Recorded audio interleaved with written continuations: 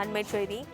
கர்நாடக அரசு மேகதாதுவில் அணை கட்ட விரிவான திட்ட அறிக்கை தயாரிக்க உச்சநீதிமன்றம் அனுமதி அளித்த விவகாரம் தொடர்பாக இபிஎஸ் அதிர்ச்சி அளிப்பதாக தெரிவித்திருக்கிறார். மேகதாது விவகாரம் தொடர்பாக உச்சநீதிமன்றத்தின் அனுமதி வேதனையும் அதிர்ச்சியையும் அளிக்கிறது என எதிர்க்கட்சித் தலைவர் எடப்பாடி பழனிசாமி தெரிவித்திருக்கிறார். அண்மை செய்தியாக பார்த்து வருகிறோம்.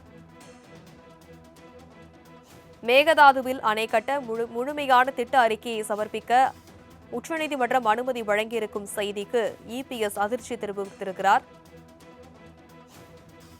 இது பற்றிய மேலும் விவரங்களை எமது செய்தியாளர் ராஜேஷ் விவரிக்க கேட்கலாம். வணக்கம் ராஜேஷ், விவரம். தனலட்சுமி வணக்கம். கர்நாடக அரசு மேகதாதுவில் அணை கட்ட விரிவான திட்ட அறிக்கையை தயாரிக்க ஏற்கனவே உச்சநீதிமன்றத்தில் அனுமதி கேட்டிருந்தார்கள். அந்த அனுமதியை இன்றைய தினம் உச்சநீதிமன்றம் அளித்திருக்கிறது. இதற்கு எதிர்ப்பு தெரிவித்து அதிமுகவின் பொதுச் செயலாளரும் தமிழக எதிர்க்கட்சி தலைவருமான எடப்பாடி கே பழனிசாமி தனது எக்ஸ் தளத்தின் வாயிலாக கடுமையான கண்டனத்தை தெரிவித்திருக்கிறார். அதில் தமிழ்நாட்டின் ஜீவநதி காவிரி நதி நீரை நம்பித்தான் டெல்டா மாவட்ட விவசாயிகளின் வாழ்வாதாரம் இருக்கிறது. மேலும் 20 மாவட்ட மக்களின் குடிநீர் ஆதாரமாக இருக்கிறது.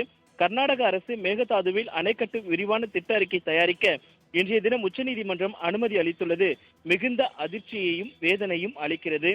தமிழகத்தை பாலைவனமாக்கும் கர்நாடக அரசின் முயற்சிக்கு எதிர்ப்பு தெரிவிக்க உச்சநீதிமன்றத்தில் கடுமையான வாதங்களை வைக்காமல் இத்தீர்ப்புக்கு வழிவகுத்த திமுக அரசின் முதலமைச்சருக்கு கடும் கண்டனத்தை தெரிவித்துக் கொள்கிறேன். மேகதாதுவில் அணை கட்டப்பட்டால் காவிரியில் உள்ள நம் உரிமைகள் அனைத்தும் பறிக்கப்படும் என்று ஏற்கனவே அதிமுக சார்பில் கடும் எதிர்ப்பு தெரிவிக்கப்பட்டிருந்தது. காவிரி மேலாண்மை ஆணையத்தின் 28வது கூட்டம் டெல்லியில் நடைபெற்ற போது கூட்டத்தின் விவாத பொருளில் மேகதாது அணை விவகாரத்தை காவிரி ஒழுங்காற்று குழுவில் கர்நாடகா கோரிய போதே திமுக அரசு வாய்மூடி மௌனியாக இருந்ததை நான் கண்டித்துள்ளேன்.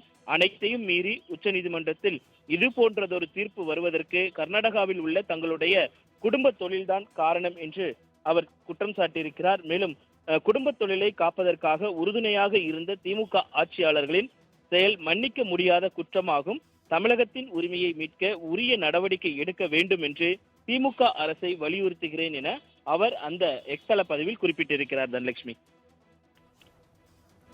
விவரங்களுக்கு நன்றி ராஜேஷ்.